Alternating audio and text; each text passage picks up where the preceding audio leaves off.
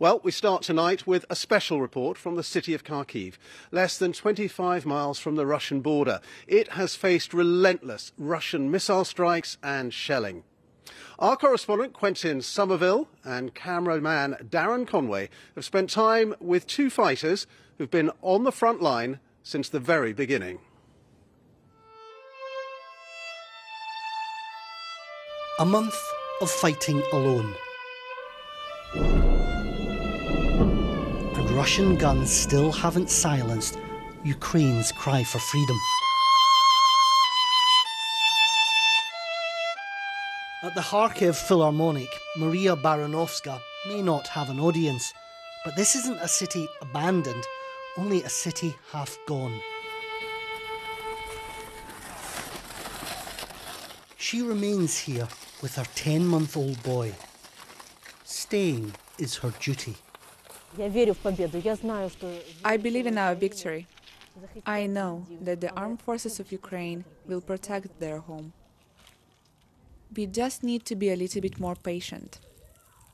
Standing united with the boys defending her and her son. A month ago, 22-year-old Vlad said goodbye to his own mother and went off to fight. He and fellow private, Mark, have been here ever since. They've quickly grown comfortable with war's daily tempo. They have the upper hand in Kharkiv. The first 3 days were the hardest when they drove the Russians out, but now their duties at this small base have fallen into a pattern.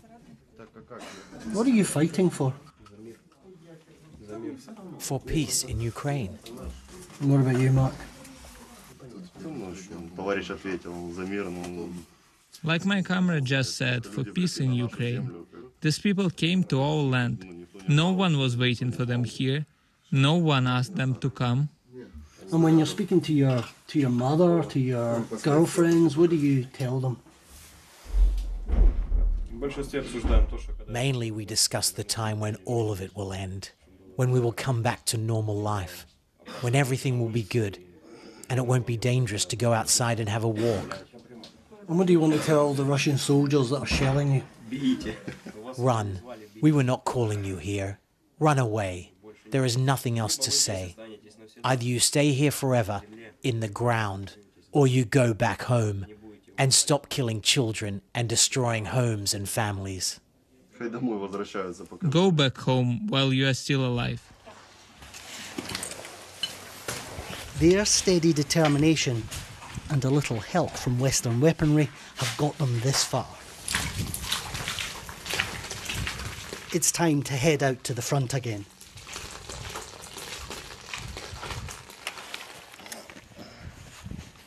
This, they say, is their land. They know these fields and villages better than the invaders. And here, amid the melting winter snows, they cover every inch of ground. Ukrainian mud is the defender's friend.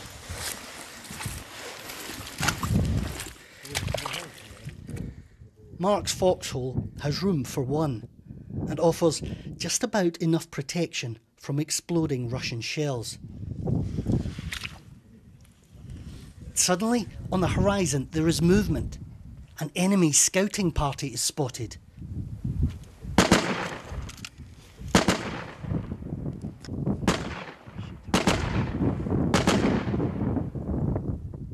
The Russians shoot back.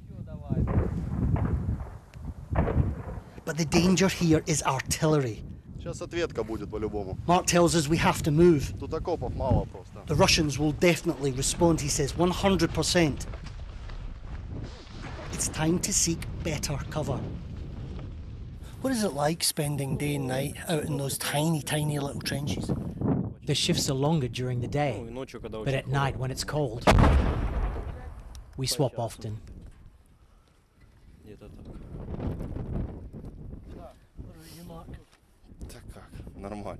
It's okay, you get used to it. Humans can adapt. Humans can adapt to everything. What's going on right now? They are targeting our position. торопитесь. Вот, в каску попало. The shells begin to land all around us, only metres away.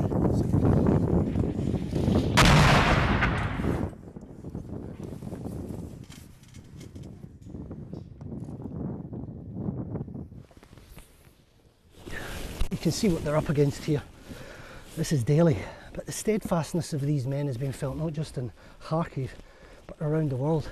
They've had 4 weeks of this, and still they remain. The Russians haven't been able to break their lines, and this invasion might have come as a surprise to the rest of the world, but this is what they've been expecting and training for years. Unable to move, the shelling is relentless. These bombardments are endless. This is Russia's tactic of choice.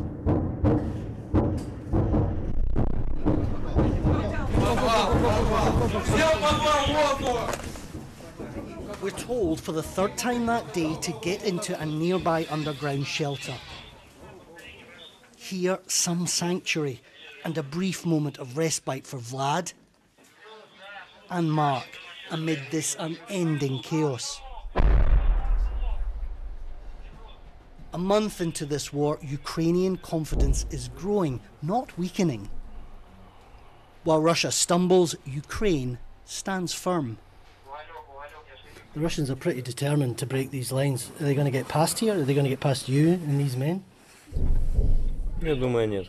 I think no.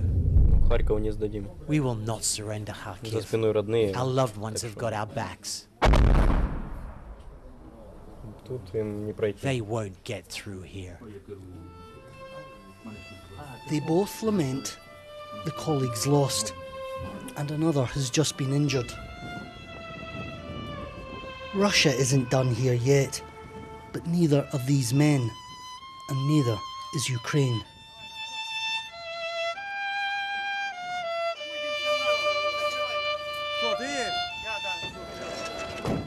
Quentin Somerville, BBC News, Kharkiv.